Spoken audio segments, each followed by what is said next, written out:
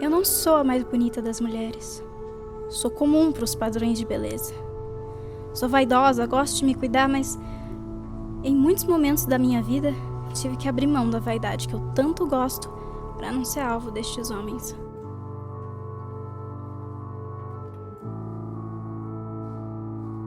Bom, na delegacia eu expliquei o que tinha acontecido, que o cara tinha filmado minhas pernas no metrô e tal. Aí eu ouvi simples e belamente da polícia assim: "Você tá esperando o que andando no metrô com essas pernas assim de fora? E olha só sua cara de quem tá esperando por isso." Sabe? Então, toda a confusão não deu em nada, óbvio. Porque o governo de São Paulo tem toda essa propaganda bonitinha de você não tá sozinha. Mas na hora de preparar os agentes, acontece isso.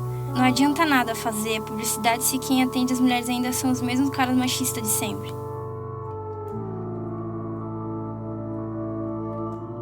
Depois de 6 meses juntos, terminei e dessa vez não teve volta. Fui pra psicólogo, psiquiatra, tive que tomar remédio. O cara realmente me estragou. Até hoje penso como seria se ele não tivesse entrado na minha vida. Até hoje penso como eu seria se ele não tivesse entrado na minha vida. Foi bem libertador o dia que eu pude contar, sem vergonha ou culpa nenhuma, o que tinha acontecido. O dia mais feliz da minha vida até agora foi esse, pois me senti saindo de uma gaiola que me prendia por anos. Eu não creio na ideia de que perder o ímã é perder a virgindade. Eu não creio na ideia de que perder o ímã é perder a virgindade, mas sim na ideia de que no momento que você tem sua primeira experiência sexual, não importa qual seja ela, a pureza que ronda a menina se esvai. Não importa qual seja ela, a pureza que ronda a menina se esvai. E para mim, no momento que esse menino tocou meu corpo, eu deixei de ser a garotinha que era e passei a me comportar de modo diferente.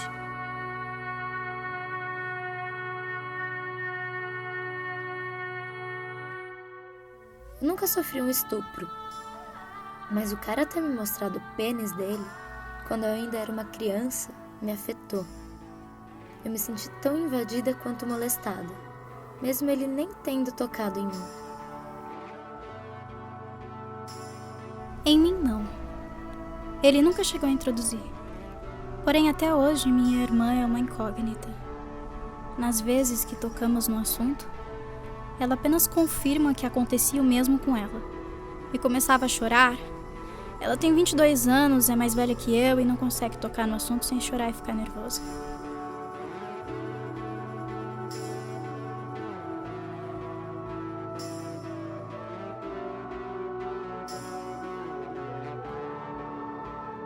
Eu queria contar o que aconteceu comigo ainda esse mês. Não foi meu primeiro caso, nem o mais pesado, mas é o mais recente. Eu tava no metrô indo pra escola de manhã e tinha esse cara. Aos poucos ele começou a se esfregar atrás de mim e eu me afastei ao máximo que podia e quase caí na mulher que estava sentada no banco. Cada vez mais ele fazia com que eu ficasse pressionada entre suas partes íntimas e a mulher.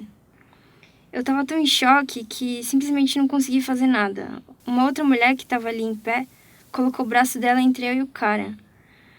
E quando eu fui descer, ele desceu atrás e a mulher desesperada desceu também, apenas para não me deixar sozinha na baldeação. Nesse dia eu percebi como é difícil fazer um escândalo.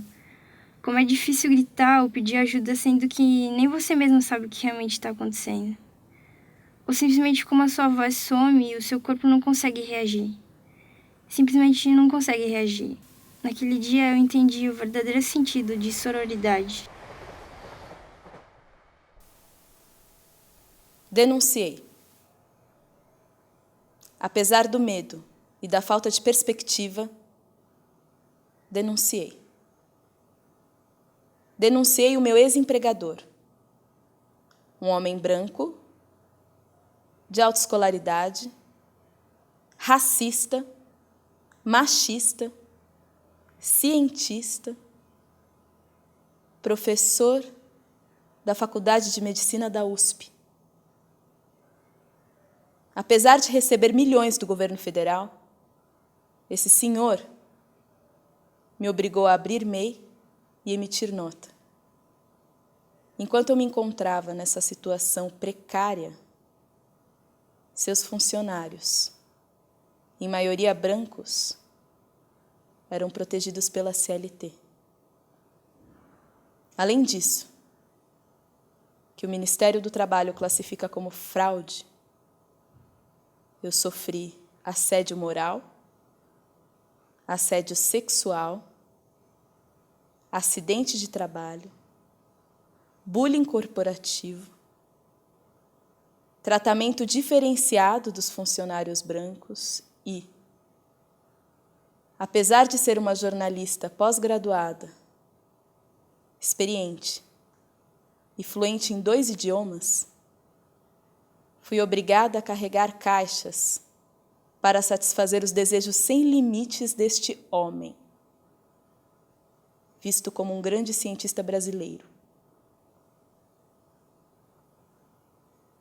Evidente que os franceses, que lhe concederam uma série de prêmios, não têm a mínima ideia do que esse homem é capaz. Evidente que os meus colegas jornalistas, que o entrevistavam frequentemente, não sabem das sujeiras que ele esconde embaixo do tapete. Evidente que em entrevistas ele não tece o seu mais adorado bordão. Precisa trabalhar, tem que aguentar. Venci o medo e entrei com a minha ação trabalhista.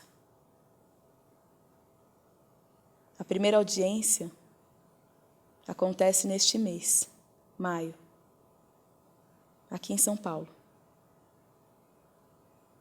Eu tenho fé que Deus, Nosso Senhor, e que a justiça do trabalho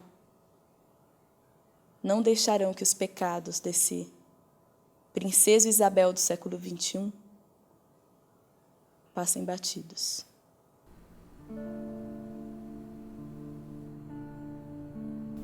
Eu sempre fui uma menina muito insegura. Eu sofri bastante bullying na escola, eu odiava minha aparência. Tinha sérios problemas com a minha imagem. Eu sou filha única, cresci sozinha, poucos amigos. E quando as minhas amiguinhas da escola estavam namorando, de paquera, eu ficava de canto, sendo colocada para baixo pelos outros e por mim mesma também. No meu último ano da escola, meu pai adoeceu e faleceu. Eu perdi a única pessoa para quem eu dedicava todo o meu amor. Eu perdi meu melhor amigo. Pouco tempo depois, reerguendo as minhas forças, uma pessoa cruzou meu caminho. Tudo começou em um restaurante. Estava sentada, sozinha, quando esse indivíduo se aproximou. Com um certo charme e cavalheirismo, me encantou. Ainda machucada, eu fui na onda dele, conversamos por um tempo e fui levando o relacionamento.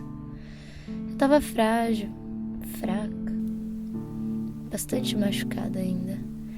Então, qualquer atenção, carinho, eram preciosos para mim. Mal sabia que eu estava me encantando pela pessoa errada. Muito errada. Meses se passaram e eu concordei em sair com ele. Eu cheguei na casa dele e eu nem tive tempo de me acostumar com o ambiente. Ele já veio me agarrando. Meio assustada, mas tentando agradar, eu deixei e fui na onda. Quando eu percebi a força com que ele estava me segurando, eu tentei sair, mas eu não consegui. Eu fui tentando mais e mais, mas quando eu vi, eu já estava de barriga para baixo, com todo aquele peso em cima de mim, sem poder me mexer, até mesmo sem conseguir respirar. eu senti uma dor muito aguda. Ele começou a fazer sexo anal com muita força. E aquilo me doía muito, eu não queria mais. Ao querer sair, tudo que eu ouvia era o quanto estava bom pra ele. E o quanto eu era boa de fazer aquilo por ele. E nesse ponto, eu perdi as minhas forças. Nenhum som saía da minha boca. Apenas lágrimas. Ao terminar, ele conseguiu me virar, colocou com força na minha boca. Ele segurou a minha cabeça. Eu não conseguia mais lutar. Eu não conseguia respirar. E a ânsia de vômito veio em seguida. Muito bravo, ele retirou o órgão, tapou minha boca e disse: "Não vomita, engole." Eu me levantei, cambaleando, e fui até o banheiro.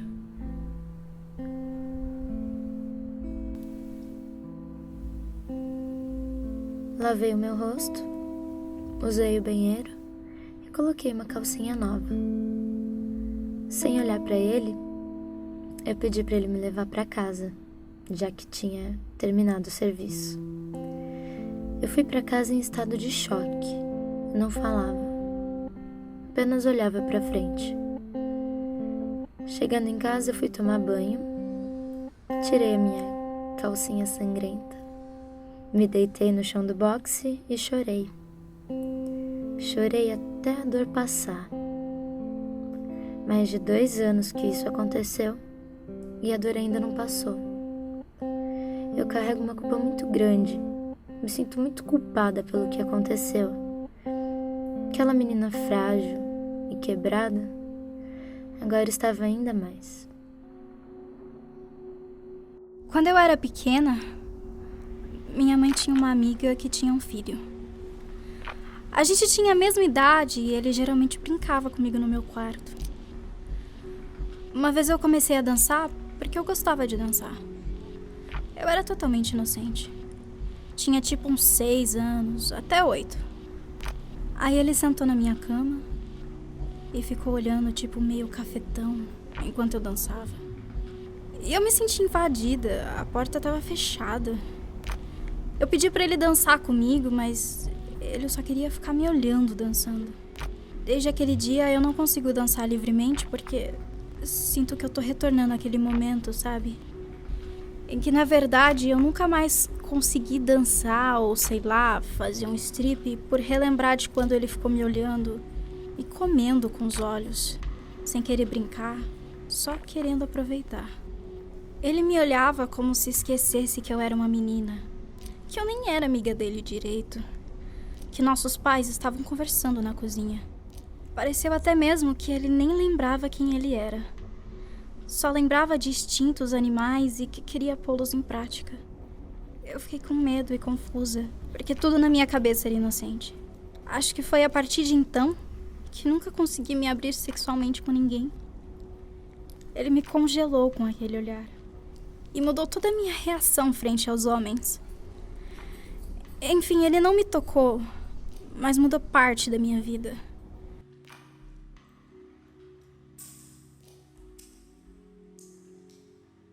Sei que esse relato não vai ser tão grave, mas não precisa ser físico para afetar uma vida.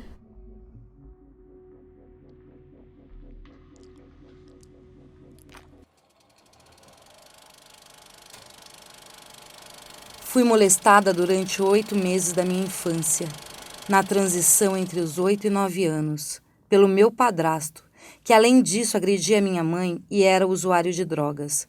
Graças a Deus ele morreu de overdose. Mas meu problema não terminou aí. Em 2009, um cara me dopou na balada e eu apaguei completamente. Só me lembro de acordar no dia seguinte nos fundos de uma casa abandonada, com a lingerie abaixada e a blusa branca imunda no chão. Eu não havia tido muitas experiências sexuais e não sabia que existia a pílula do dia seguinte. Pensei que um exame de farmácia me diria se estava grávida. Apesar do teste ter dado negativo, 4 meses depois, quando eu já estava namorando sério, tive a surpresa de que estava grávida daquele estupro. A polícia precisaria de um boletim de ocorrência da noite em questão para o aborto legal, e eu não fiz o BO, pois me sentia suja, imunda, humilhada. Em ambiente ilegal, eu não faria de forma alguma. Então a solução foi uma só: ter a criança e fazer de algo ruim que aconteceu comigo um milagre na vida de alguém estéril. Fui ao fórum e disse que estava grávida, que era de um estupro, que não tinha condições mentais nem materiais para lidar com a situação e que gostaria de colocar a criança para adoção. Cuidei dessa criança a gestação inteira. Fiz todos os exames do meu próprio bolso, me alimentei corretamente, tomei as vacinas, sulfato ferroso e tudo mais. Sofri preconceito na maternidade. As enfermeiras ficaram cientes da situação e me trataram mal. Posso dizer que fui fisicamente agredida, pois elas estouraram meu pulso, e hoje meu braço não possui a firmeza necessária nem para bater massa de bolo. Fora outros maus tratos e descasos. Caí em depressão e descontei minha angústia na comida. Hoje ainda dói. Eu ainda choro, pensando em como poderia ter sido. Mas no fundo, acho que ainda fiz o que era melhor para aquela criança. Estou me recuperando, mas acho que daqui a 20 anos ainda vai doer.